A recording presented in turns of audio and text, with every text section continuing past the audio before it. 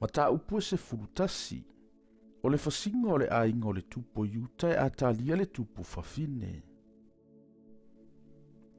Ua iloe atalia le tinao asaia, ua oti lana tama, o na tūlai e le o ia, ua fasi oti le whanau uma le tupu. Ai peitai, o yo sapa le fafine o le tupu yo ramu, le tua fafine o asaia, na ia ave ia yo asale atali o asaia, ua ai sola ia te ia atali o le tupu e na fasi otia. Wa latou na ia te ia, o ia ma le na faasusu ia te ia.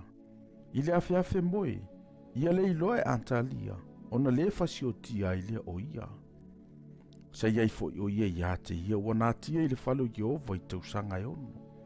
Wa fai foi atalia matupu ile nuu.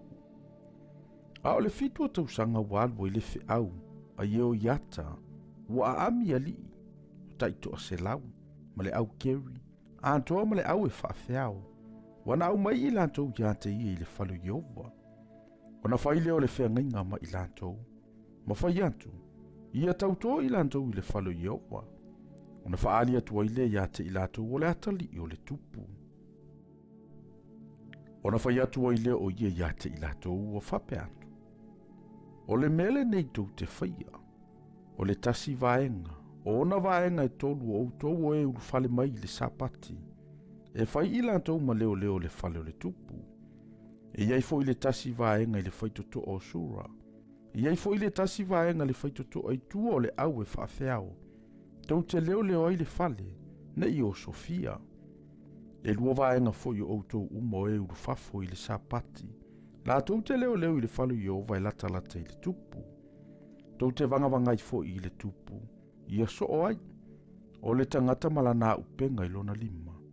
O se sau fo i to tonu o au. E whaatu solo ia fasiotia o ia. Ia utau ia i fo i le tupu, i lona uru fafo atu ma lona uru fale mai. Ona whaia lava lea li e taito a se lau.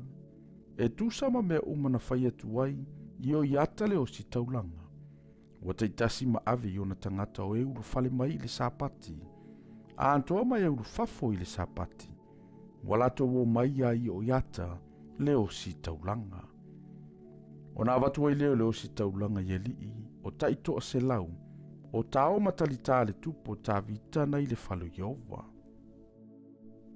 O na tutua i leo le au e whaafeao, o le tangata malana upenga i lona lima, e amata i le tutau matau o le fale, e o i le tutau anga vale o le fale i tafatafane, o le fata faitaulanga ma le fale, ma le tupo e so o ai.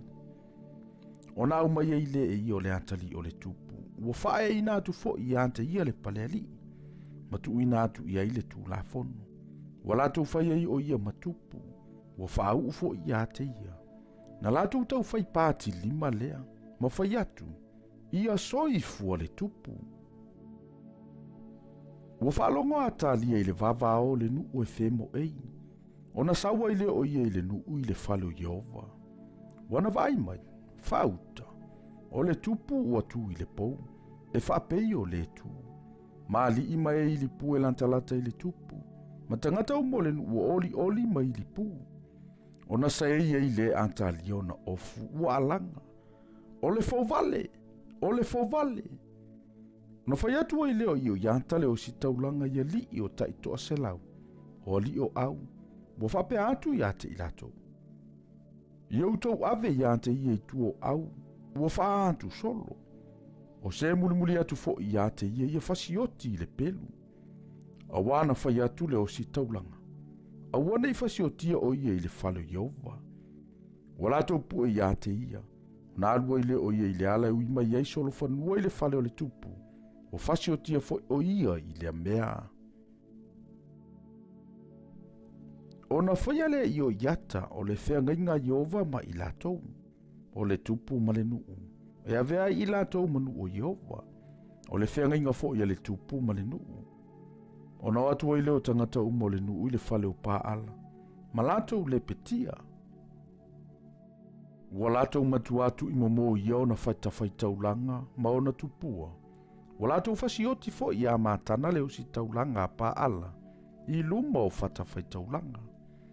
O na tofia i leo si taulanga o leo i le falo Jehova. Ona avele e io ali o taito se lau, ma le au keri, ma le au e whaafeao. A antoa matangata umo le nuu. Na lato wo ifo i lea ma le tupu na i le falo Iova, i le falo le tupu. Wo i mai le ala o le whaitoto o le au e whaafeao. Ona tia i le o ia i le nofo ali o tupu. Ona ori i le o tangata umo le nuu. Wa file mu fo i le ai. A wa fasia atalia i le pelu. E lata i le falo le tupu. Wa fai matupu yo asa i le fitu o na tausanga.